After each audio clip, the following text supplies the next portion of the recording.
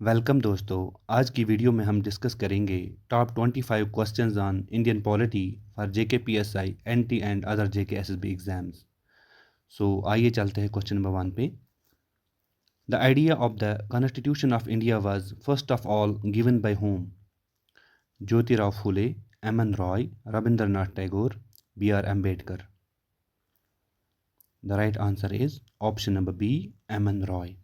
M N Roy ने 1934 में idea दिया था कॉन्स्टिट्यूएंट असेंबली का to frame the constitution of India.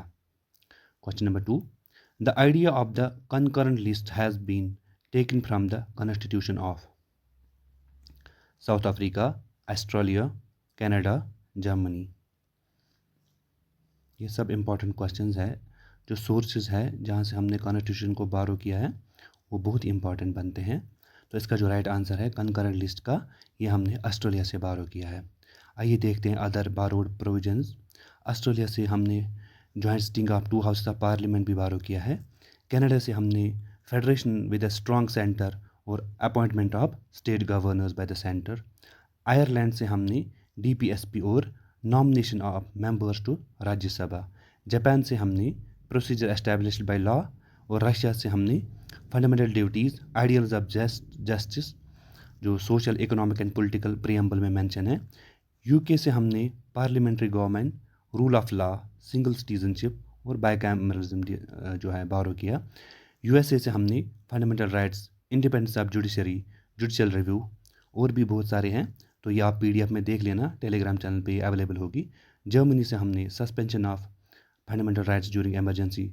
South Africa और फ्रांस से हमने idea of liberty, equality and fraternity in the preamble. ठीक।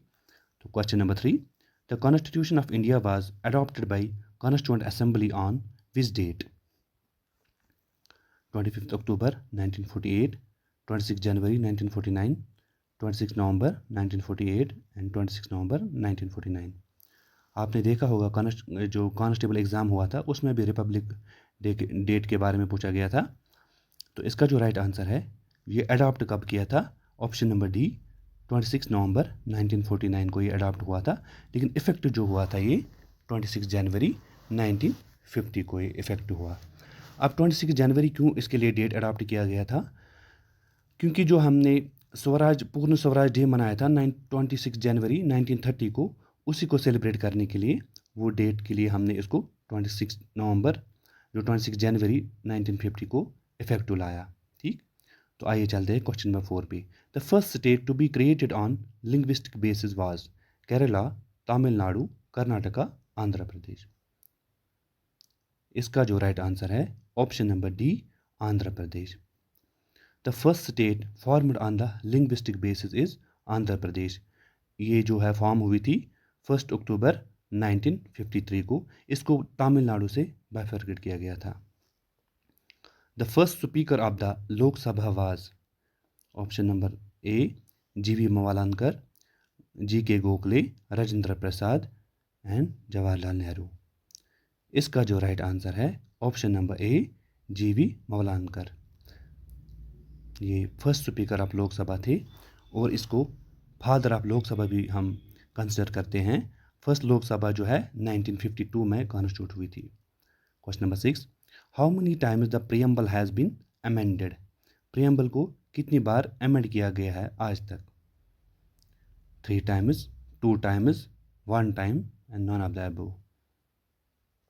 इसका जो राइट आंसर है option number C, 1 time. Preamble of the Constitution has been amended only once so far through the 42nd Amendment Act of 1976। इसमें 3 words add हुए थे, secular, socialist and integrity.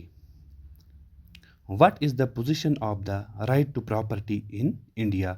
UPSC 2021 में ये पूछा गया क्वेश्चन है। अब ऑप्शन देख सकते हो। जो राइट टू प्रॉपर्टी है उसकी अभी पोजीशन क्या है इंडिया में? Legal right available to citizens only, legal right available to any person, fundamental right available to citizens only, neither fundamental right nor legal right। तो आपको बताना है अभी जो करंट पोजीशन है इसकी क्या है। तो राइट आंसर है option number B, legal right available to any person. पहले ये फंडामेंटल राइट हुआ करता था, बट 44th अमेंडमेंट एक्ट 1970 में इसको रिमूव किया गया फंडामेंटल राइट और इसको जो है legal right under article 300A रखा गया। ये जो राइट है ये अवेलेबल है to persons, any person, not only Indian citizens, foreigner को के लिए भी ये अवेलेबल होता है। ठीक, तो question number 8, the fundamental rights which are available to foreigners living in India. आपको बताने हैं कौन से ऐसे फंडामेंटल राइट्स है ऑप्शंस में से जो फॉरेनर्स को के लिए भी अवेलेबल है और इंडियन सिटीजन्स के लिए भी। ऑप्शन नंबर ए, आर्टिकल 14 जो है equality before law, equality of opportunity in matters of public employment, freedom of speech and protection of language script. इसका जो राइट आंसर है ऑप्शन नंबर ए, इक्वलिटी बिफोर लॉ।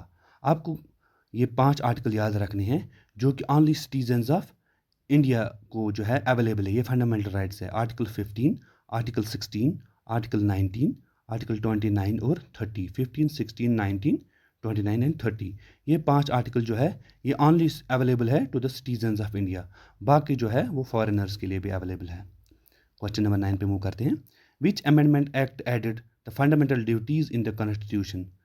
SSC का question है ये, किस act के थ्रू ये फंडामेंटल ड्यूटीज ऐड हुई थी।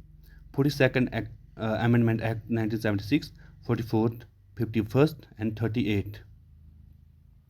इसका जो राइट आंसर है option number A, 42nd amendment act of 1976। इस एक्ट को जो 42nd अमेंडमेंट एक्ट था इसको मिनी कॉन्स्टिट्यूशन भी बोलते हैं, क्योंकि इस टाइम बहुत सारे अमेंडमेंट्स लाए गए थे कॉन्स्टिट्यूशन ऑफ इंडिया में। जो फंडामेंटल ड्यूटीज़ है ये पार्ट 4A में आती है अंडर आर्टिकल 51A। ये हमने बारो किया था USSR से, और जो है ये रिकमेंडेशन थी सरदार सवर्ण सिंह कमेटी की। उस टाइम पे जब 1976 में ये ऐड हुए थे, उस टाइम पे ओरिजिनली 10 फंडामेंटल ड्यूटीज़ ऐड हुई थी। Later on 11th fundamental duty जो है वो 86th अमेंडमेंट 2002 में ऐड हुई थी। In which year the constitution of India was amended for the first time. पहली बार जो है कॉन्स्टिट्यूशन को कब अमेंड किया गया। 1950 में, 51, 52, 53। इसका जो राइट आंसर है ऑप्शन नंबर बी, 1951 में। 1951 में first amendment to the constitution of India was made in 1951। इसमें 9th शेड्यूल को ऐड किया गया था to grant protection to certain laws from judicial review, mostly land reformers के लिए था। ओके, क्वेश्चन नंबर 11 पे मूव करते हैं। Who wrote the book the spirit of the laws. ये बुक किसने लिखी है। Option number A, Machiavelli, Montesquieu, Thomas Hobbes, Jacques Rousseau. ये केस में पूछा गया था क्वेश्चन 22 में। इसका जो आंसर राइट आंसर है ऑप्शन नंबर बी, मॉन्टेस्क्यू। ये बुक जो थी ये किसके रिलेटेड थी, इसमें मेंशन था separation of powers between the judiciary, legislative and executive. ठीक है, अच्छा क्वेश्चन नंबर 12 पे मूव करते हैं। Which amendment is related to the goods and service tax, GST। GST के लिए कौन सा अमेंडमेंट जो है रिलेटेड है। 100th amendment, 101, 102, 103। इसका जो राइट आंसर है ऑप्शन नंबर बी, 101 अमेंडमेंट। ठीक, ये कब हुआ था 2016 में। इसके तहत आर्टिकल 279A भी उसमें GST काउंसिल जो है ऐड किया गया था। GST काउंसिल का जो चेयरमैन होता है फाइनेंस मिनिस्टर होता है, और जो बाकी 102nd अमेंडमेंट हुआ था 2018 में, उसके तहत national commission for backward classes को कॉन्स्टिट्यूशनल स्टेटस मिला था। और 103 जो अमेंडमेंट हुआ था उसके तहत 10% रिजर्वेशन दिया गया था EWS को। आइए मूव करते हैं क्वेश्चन नंबर 13 पे। Who is authorised to extend the jurisdiction of a high court. High court की जो ज्यूरिसडिक्शन है उसको कौन एक्सटेंड कर सकता है। Parliament, supreme court, president, state legislature. इसका जो राइट आंसर है option number A, parliament. Parliament जो है constitution of India provides that parliament may by law extend the jurisdiction of a high court to or exclude the jurisdiction of high court from any union territory। या तो इसका extend कर सकता है या इसको एक्सक्लूड कर सकता है इसकी jurisdiction को parliament by law. Question number 14, who administers oath to जज of a high court. High court जज को ओथ कौन एडमिनिस्टर करता है। President, chief justice of India, attorney general, governor. इसका जो राइट आंसर है option number D, governor. High court जज की जो ओथ एडमिनिस्टर करता है गवर्नर ऑफ द स्टेट होता है। तो chief justice of high court उसको अपॉइंट करता है president after consultation with the chief justice of India and the governor of the state. जो जज ऑफ हाई कोर्ट है ये ऑफिस को होल्ड करते हैं till 62 years. What is the tenure of the member of Rajya Sabha? JKPSI 2020 में पूछा गया क्वेश्चन। राज्यसभा जो मेंबर्स होते हैं उनकी टेन्योर कितनी होती है? 4 years, 5 years, 6 years, not defined. इसका जो राइट आंसर है option number C, 6 years. Rajya Sabha members are elected for a term of 6 years और 1/3 जो मेंबर है वो रिटायर होते हैं हर 2 साल के बाद। Question number 16, how many members of Rajya Sabha can be nominated by the president of India? 6 members, 9 members, 12 members, 15 members. इसका जो राइट आंसर है option number C, 12 members. President of India can nominate 12 members to the Rajya Sabha for a 6-year term for their contribution to arts, literature, sciences and social services. राज्य सभा में total 250 seats होती है जिसमें 238 जो representatives होते हैं उनको इलेक्ट किया जाता है इनडायरेक्टली और 12 जो मेंबर्स होते हैं उनको प्रेसिडेंट नॉमिनेट करता है। Question number 17, how many times has financial emergency been declared in India so far? अभी तक फाइनेंशियल इमरजेंसी कितनी बार डिक्लेयर करी गई है? 5 times, 4 times, once, never. SSCGL का क्वेश्चन है। इसका जो राइट आंसर है ऑप्शन नंबर डी, नेवर। आज तक फाइनेंशियल इमरजेंसी जो है कभी भी डिक्लेयर नहीं की गई है। फाइनेंशियल इमरजेंसी अंडर आर्टिकल 360 के तहत आती है जो है प्रेसिडेंट कैन जो प्रोक्लेम फाइनेंशियल इमरजेंसी। ये जो फाइनेंशियल इमरजेंसी ये इसको दोनों house within 2 months approve करनी चाहिए from the date of its issue. ठीक, अभी तक no financial emergency has been declare till date. अब नेशनल इमरजेंसी की बात करते हैं अंडर आर्टिकल 352 में जो आती है। अभी तक 3 बार नेशनल इमरजेंसी डिक्लेयर हुई है। 1962 में चाइना वार, 1971 में पाकिस्तान वार और 1975 में इंटरनल डिस्टर्बेंसेस। ठीक, तो question number 18, who among the following was elected unopposed as the president of India? VV Giri, Neelam Sanjiva Reddy, Giani Zail Singh and doctor S Radhakrishnan. इनमें जो है कौन से प्रेसिडेंट अनअपोज्ड इलेक्ट हुए थे? इसका जो राइट आंसर है ऑप्शन नंबर बी, नीलम संजीवा रेड्डी। ये जो थे सिक्स्थ प्रेसिडेंट ऑफ इंडिया थे और ये first to be elected unopposed थे और youngest to become the president of India थे। Question number 19, which article of the constitution made right to form cooperative societies a fundamental rights? Article 16, 17, 18 और 19। जो cooperative societies थी उनको किस article में mention किया गया है जो फंडामेंटल राइट उनके जो है लाया गया उसके अंदर? तो इसका जो राइट आंसर है option number D, article 19(1)(c) guarantees all the citizens to the right to form associations और यूनियंस और cooperative societies. It was added to the constitution by the 97th amendment act of 2011। जो अभी हाल ही में union जो cooperative ministry भी आई है उसका जो अभी union cooperative minister Amit Shah जो हमारे होम मिनिस्टर भी है तो ये रिसेंटली ऐड हुई है। How many times can the president of India be री-इलेक्टेड?